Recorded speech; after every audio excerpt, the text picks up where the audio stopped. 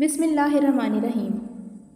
جب بچہ 2 سال مکمل کر لیتا ہے تو نارمل حالت میں وہ تقریباً 50 الفاظ بول لیتا ہے، اور جب 3 سال کا ہوتا ہے تو تقریباً 1000 تک وکیبلری اس کی پہنچ جاتی ہے، اور اس کے ساتھ ساتھ بچہ 4 سے 5 جملے بھی بولنا شروع کر دیتا ہے۔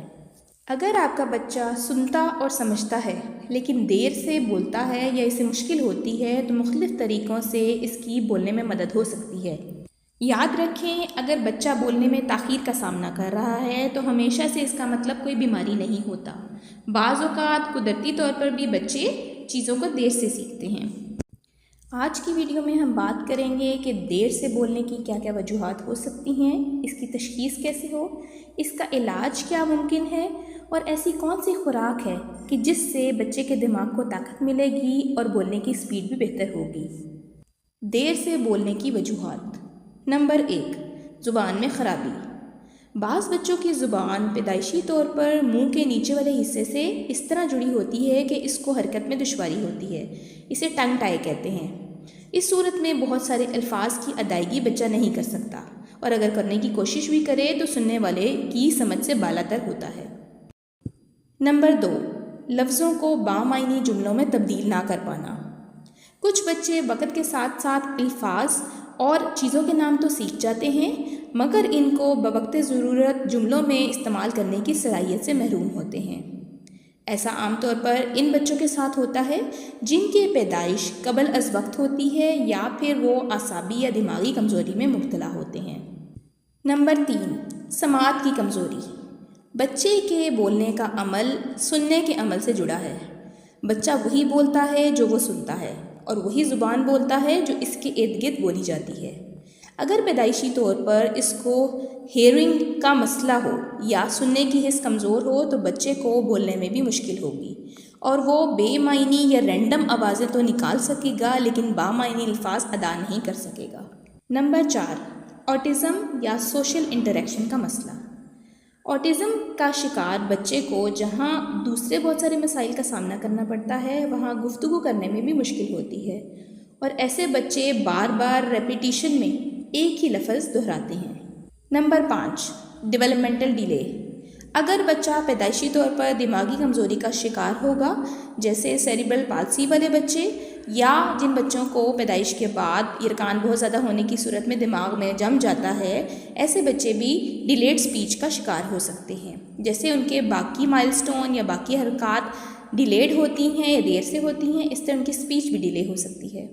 نمبر 6، گردن توڑ بخار۔ اگر بچے کو کسی بھی عمر میں گردن توڑ بخار ہوا ہو اور اس کا علاج صحیح طور پر نہ کیا جائے یا مکمل نہ کیا جائے تو بھی اس کی ہیئرنگ یا سماعت افیکٹ ہو سکتی ہے، اور ساتھ ساتھ بچے کی بولنے کی صلاحیت بھی ختم ہو سکتی ہے۔ نمبر 7، انوائرمنٹل فیکٹر یا خاندانی مسائل۔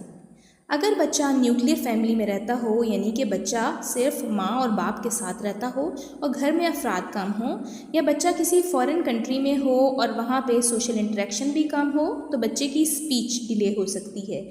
اور کیونکہ بچہ اپنے ماحول سے سیکھتا ہے تو اگر گھر میں بات چیت بچے سے نہیں کریں گے اور والدین بچے کو جاب کی وجہ سے ٹائم نہیں دیں گے تو بھی بچے کو سپیچ ڈیلے یا دیر سے بولنے کا مسئلہ ہو سکتا ہے۔ نمبر 8، موبائل اور ٹی وی کا زیادہ استعمال۔ اگر بچہ 2 سال سے چھوٹا ہے اور اس کا اسکرین ٹائم بہت زیادہ ہے تو بھی بچہ زیادہ ٹائم اسکرین پر گزارے گا، جس کی وجہ سے اس کا سوشل انٹریکشن کم ہوگا، اور اس کی وجہ سے بچہ دیر سے بول سکتا ہے۔ ڈینجر سائن یا ریڈ فلیگ، یعنی وہ کون سی علامات ہیں کہ اگر بچے میں اسپیچ ڈیلے کے ساتھ آ رہی ہوں تو آپ نے بچے کو ڈاکٹر کو ضرور چیک کروانا ہے۔ نمبر 1، اگر 1 سال کا بچہ بیبلنگ نہ کرے، یعنی ماما ماں ماما یا ڈاڈا ڈاڈا ڈا اس طرح نہ بولے، یا اس کا نام پکارا جائے تو رسپانس نہ دے، یا کسی چیز کی طرف اشارہ نہ کرے یا پوائنٹ آؤٹ نہ کرے کہ فلاں چیز چاہیے، فلاں جگہ جانا ہے۔ نمبر 2، اگر 1.5 سال کا بچہ ایک بھی بامعنی لفظ نہ بولے، یعنی ماما، دادا، پانی، یا اپنا نام پکارا جانے پر کوئی رسپانس نہ دے یا بائے بائے نہ کرے یا کسی دوسرے بچے کے ساتھ نہ کھیلے۔ نمبر 3، اگر 2 سال کا بچہ 2 لفظوں والا جملہ نہ بولے، جیسے پانی دو، کھانا دو، یا اپنی بات نہ سمجھا سکے۔ نمبر 4، اگر 3 سال کا بچہ 3 لفظوں والا جملہ نہ بولے، جیسے کھانا دے دو، پانی دے دو، دروازہ کھول دو، یا اپنے گھر والوں کو نہ پہچانتا ہو اور آواز دینے پر اپنے نام کو رسپونڈ نہ کرے۔ نمبر 5، اگر 4 سال کا بچہ سوال نہ پوچھے کہ یہ کیا ہے اور یہ کیا کر رہا ہے۔ نمبر 6، اگر 5 سال کا بچہ مکمل کہانی یا پیراگراف کی فارم میں ادائیگی نہ کرے کہ میں باہر گیا تھا، وہاں پر بلی تھی، وہ بھوکی تھی، تو اگر یہ ساری علامات آ رہی ہوں تو ڈاکٹر کو ضرور دکھائیں اور اسپیچ تھراپسٹ سے کنسلٹ کریں۔ آٹزم اور ڈیلیڈ اسپیچ میں فرق۔ اگر آپ کا بچہ آٹزم کا شکار ہے تو بچہ ایک ہی لفظ کو بار بار ریپیٹ کرتا ہے اور کچھ کام ریپیٹیشن پہ کرتا ہے، جیسے ہاتھوں کو پھڑپھڑانا یا بار بار ٹوائس کی لائن بنانا، یا ایک ہی ٹوائے یا کھلونے سے بار بار کھیلنا، یا بار بار بٹن کو آن آف کرنا۔ اس کے علاوہ یا تو بچے آواز یا شور کو پسند نہیں کرتے اور اونچی آوازوں سے ڈر جاتے ہیں، یا پھر آواز کو بہت زیادہ پسند کرتے ہیں اور چیزوں کو بار بار بجا کر شور مچاتے ہیں۔ اس کے علاوہ اگر یہ بچے پہلے بولتے تھے تو آہستہ آہستہ بولنا چھوڑتے ہیں اور اسپیچ ریگریشن میں چلے جاتے ہیں۔ اور اس بات میں جو میرا بار بار سے مطلب ہے کہ ایک دن میں 3 سے 4 بار کرنا۔ اگر بچہ ہفتے میں 1 بار یہ کرتا ہے تو آٹزم کا مسئلہ نہیں ہے۔ اگر بچے کو صرف ڈیلیڈ اسپیچ کا مسئلہ ہے تو بچے کا چلنا، دوڑنا اور باقی سارے کام صحیح وقت پر ہوتے ہیں، صرف بچے کا بولنا دیر سے ہوتا ہے۔ اور اگر ایسے بچوں کو ہیئرنگ کا مسئلہ نہ ہو یا سماعت کا مسئلہ نہ ہو تو بچہ عام بچے کی طرح سارا کچھ بولتا ہے لیکن دیر سے بولتا ہے۔ یعنی اگر ایک بچہ 2 سال کی عمر میں 2 ورڈ والے جملے بول لیتا ہے تو یہ بچے 3 سال کی عمر میں یہ سب کرتے ہیں۔ ڈیلیڈ اسپیچ والے بچوں کو بولنے میں مدد کیسے کریں؟ اگر آپ کا بچہ سنتا اور سمجھتا ہے لیکن دیر سے بولتا ہے یا بولنے میں اس کو مشکل ہوتی ہے تو مختلف طریقوں سے اس کی بولنے میں آپ مدد کر سکتے ہیں۔ جیسے نمبر 1، آپ دن میں ڈائپر بدلتے وقت، کھانا کھاتے وقت بچے کو توجہ دیں اور اس کو اپنی طرف متوجہ کریں، یعنی کہیں کہ وہاں دیکھو اور بچے کو بتائیں کہ میں کیا کر رہا ہوں۔ نمبر 2، جب بچوں سے بات کریں تو ہائی لیول پر بات کریں، یعنی اگر بچہ 2 لفظ بولے تو آپ 4 لفظوں کا استعمال کریں۔ نمبر 3، بچوں کا اسکرین ٹائم کم کریں اور بچوں سے رات میں باتیں کریں اور انہیں ٹائم دیں، اور انہیں رات کو اپنے پورے دن کا حال بتائیں اور ان سے پورے دن کا حال پوچھیں۔ نمبر 4، رات کو بچوں کا سٹوری ٹائم رکھیں اور تصویروں کی مدد سے کہانی سنائیں۔ نمبر 5، بچوں کو تصویروں یا کھلونوں کی مدد سے مختلف اینیملز اور فروٹس کے نام سکھائیں۔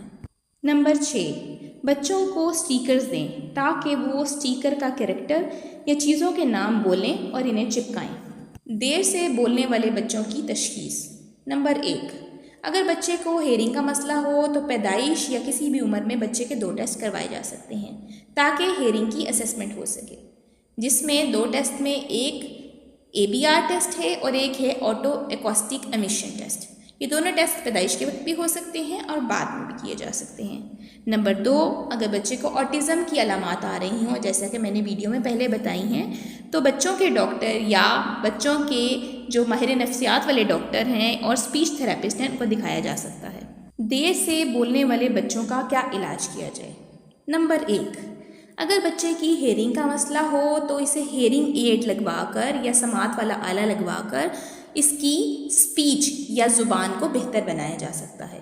نمبر 2، اسپیچ تھیراپی کروائی جا سکتی ہے جو اسپیچ تھراپسٹ کرتا ہے، جس میں بچے کے بولنے، زبان کی درستگی، توتلا پن اور جملہ بنانے میں بہتری لائی جا سکتی ہے۔ اس کے مختلف سیشن ہوتے ہیں جو بچے کو دلوائے جا سکتے ہیں۔ یہ سیشن مہینوں بھی چل سکتے ہیں اور سالوں بھی چل سکتے ہیں۔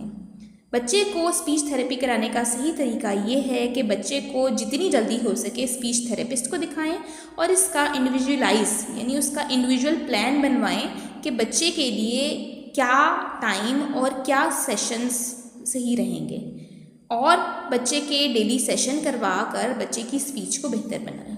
نمبر 3، بچے کا اسکرین ٹائم کم کریں اور بچے کو فزیکل ایکٹیویٹیز میں لگائیں۔ نمبر 4 کے ساتھ ہی مجھے اجازت دیں اور میرے چینل کو لائک، شیئر اور سبسکرائب کرنا نہ بھولیں۔ شکریہ، اللہ حافظ۔